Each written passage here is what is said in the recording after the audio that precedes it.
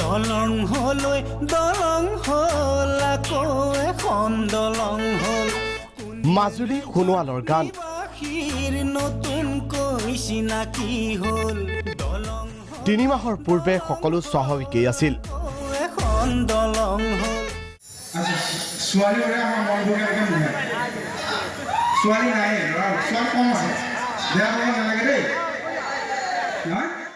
গীত গাই অভিনয় কৰি মাজুলী সোণোৱালে মনোৰঞ্জন দিছিল দৰ্শকক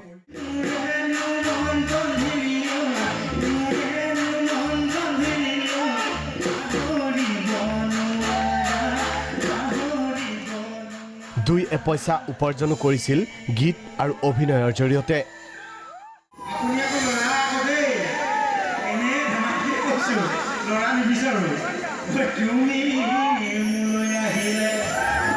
কিন্তু 3 মাহৰ পাছত সলনি হ'ল সকলো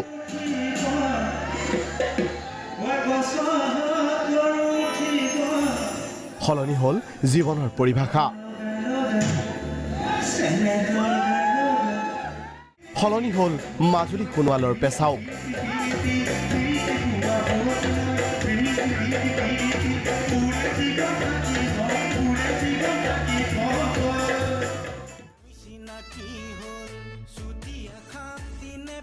চৈধ্য বছৰে সাংস্কৃতিক জগতৰ লগত উতঃপুতঃভাৱে জড়িত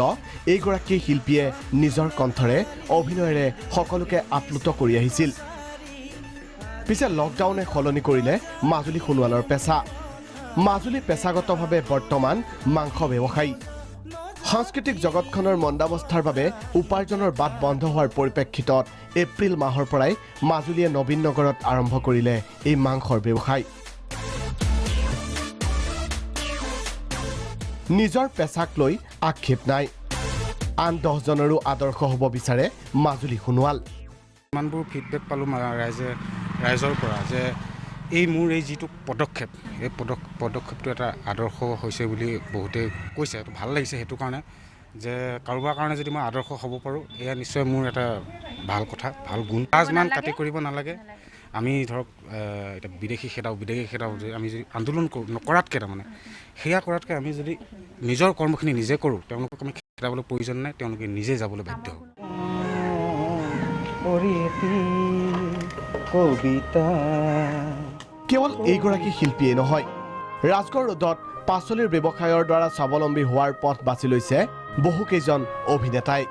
মানে এতিয়া হয়তো ধনী দুখীয়া বুলি কথা নাই সকলোৰে চলিবৰ কাৰণে টান হৈছে বিভিন্ন ধৰণৰ ইনকামৰ চ'ৰ্চবিলাক নোহোৱা হৈ গৈছে আমাৰ শ্বুটিঙৰ লগতে বহুতখিনি বস্তু বন্ধ হৈ থকাৰ কাৰণে আমাৰ চলিবৰ কাৰণে যথেষ্টখিনি অসুবিধা হৈছে একেধৰণে কিবা এটা সৰু সুৰা কৰ্মস্থাপন যদি ওলাই লয় কাৰণ আমাৰ বন্ধটো কিমান দিনীয়া বন্ধ হয় আমি কোনো ক'ব নোৱাৰোঁ তেতিয়াতো আমি খাব লাগিব কিবা এটা কৰিব লাগিব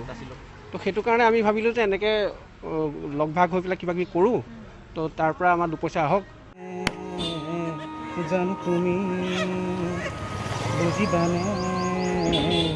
স্বাভাৱিক অৱস্থা ঘূৰি আহিলে গীত অভিনয়ৰ লগতে এই ব্যৱসায়ো অব্যাহত ৰাখিব এইকেইজন কৰ্মোদ্যমী অভিনয় শিল্পীয়ে